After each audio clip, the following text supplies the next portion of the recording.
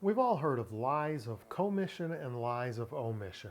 A lie of commission is when you positively state a falsehood, and a lie of omission is when you construct a falsehood by leaving out information or details of the information. Our question this week is there such a thing as sins of omission? Sins not based on what you do, but based on what you do not do. To examine that, we're going to take a look at a favorite verse of mine, James chapter 4, verse 17, and let's start with that from the ESV. So, whoever knows the right thing to do and fails to do it, for him it is sin. Let's take a look at it in Koine. Edoti un kalon poien, kai me poiunti, hamartia auto estin. So there's three chunks here. We'll break it up and talk about the chunks at one at a time. Edoti un kalon poien. So edoti is a perfect tense participle in the dative singular. To or for the one knowing. Even though it's a perfect participle, it's usually translated like a present because what we're talking about with knowing, it's not a transitive verb, it's not a physical action, is having known and continuing to know.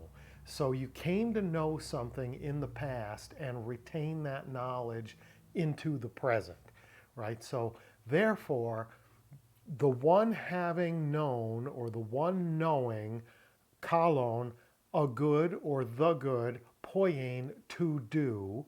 So what kind of person are we talking about?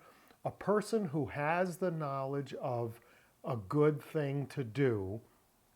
Then the second part, kai me poiunti, and, so notice that it's a kai and not a de.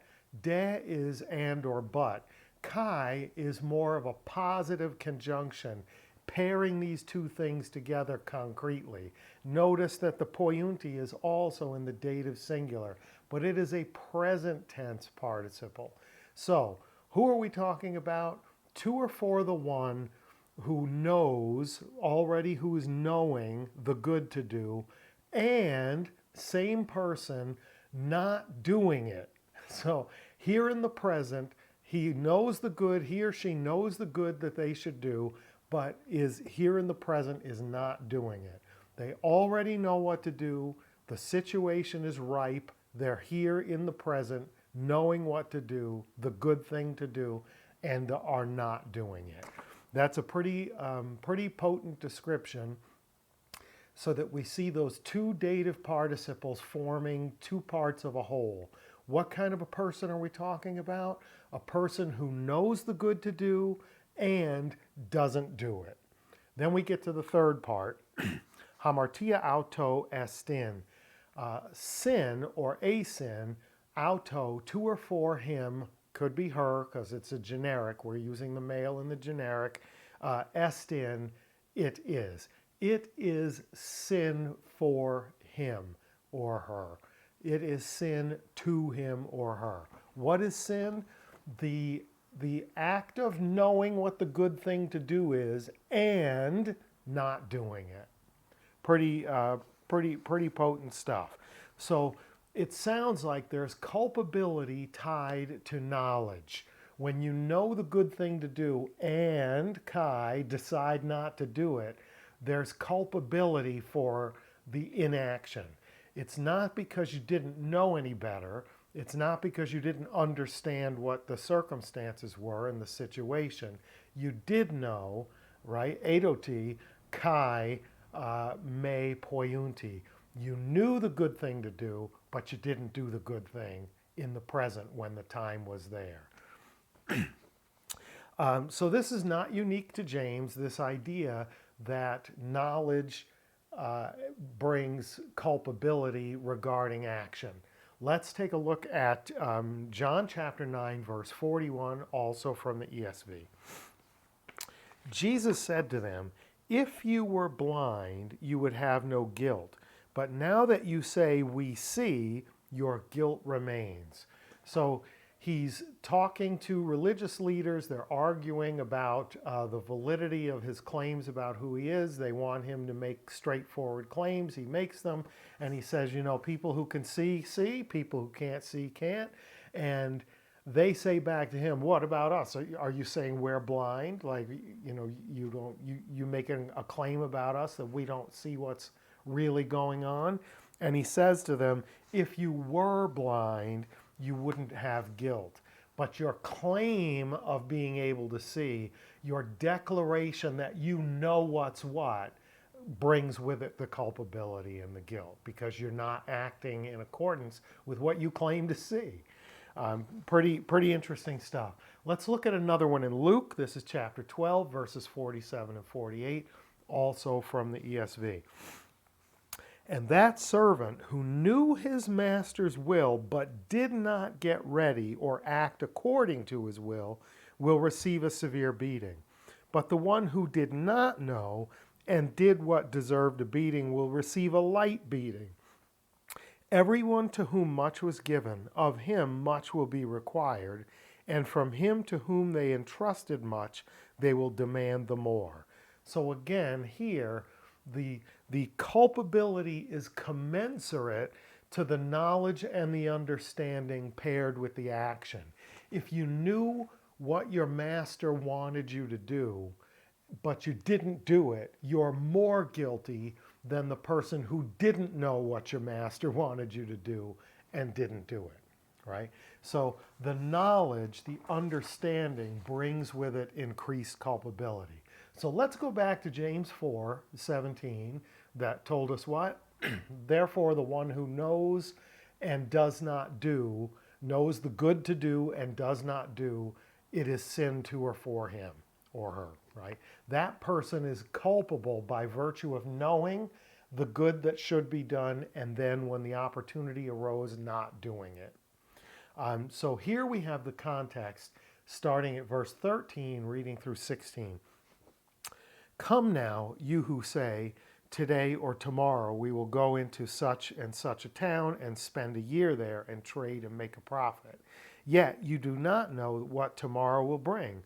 What is your life? For you are a mist that appears for a little time and then vanishes.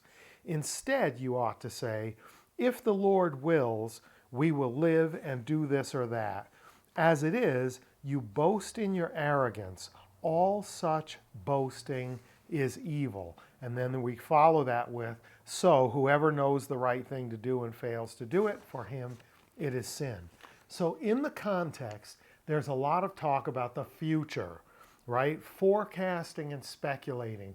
People talk about what they're going to do. If I were in that situation, I would do this. I will go to that place and build this business and we'll make a profit and good things will come from it. I'm speculating and forecasting. Living in the future is free. It doesn't cost me anything to talk about what I will do in the future. It doesn't cost me much to speculate about what I would do if I were in that circumstance. But then in James 4:17, we're pulled back out of the future and into the present. If you know the good thing to do, if you already have that knowledge, in the present, because remember the second participle, poiunti, is a present tense participle. In the present, you should do the good that you know to do, and therefore there wouldn't be sin, right? If you know the good thing to do and don't do it, it is a sin.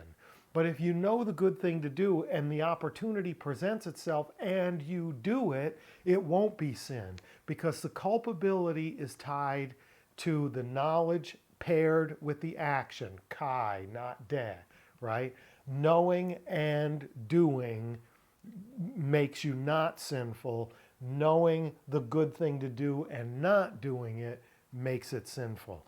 The challenge here is being so caught up in talking about the future and possibilities and probabilities and not acting on what you know to do the good you can do today. If you know the good today, but you're not doing it, perhaps because, going to the context of James, you're so busy talking about the future and planning for the future, that winds up becoming a sin based on omission today.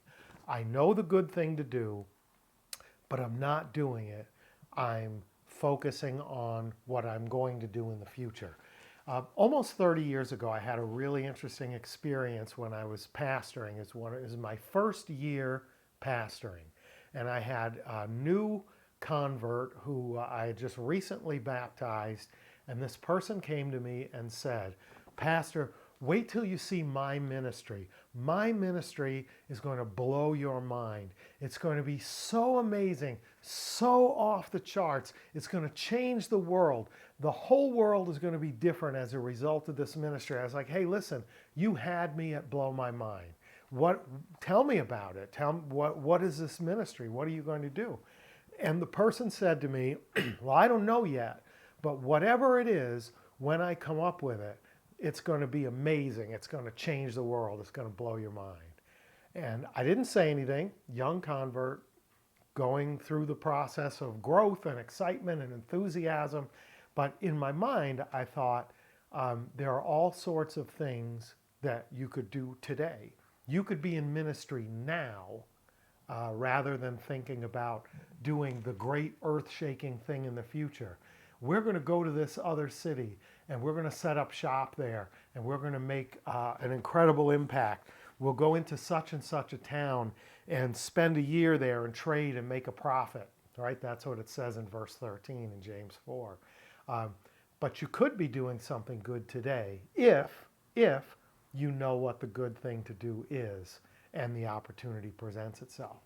For several years, I worked with churches in South Africa, and I always thought the biggest difference between the American church and the South African church is when the American church gets an idea, it gathers resources, it plans, it organizes, and it begins after it amasses all the necessary resources and information and staffing and et cetera, et cetera. In the South African churches that I worked with, when someone had an idea for ministry, they just started. And whatever they had at hand, whatever opportunity there was, they just got to it. There was good to be done, and they just started doing it. And strangely, that activity drew resources and attention and information and support and gained momentum and grew. It's not so important what you're planning for the future.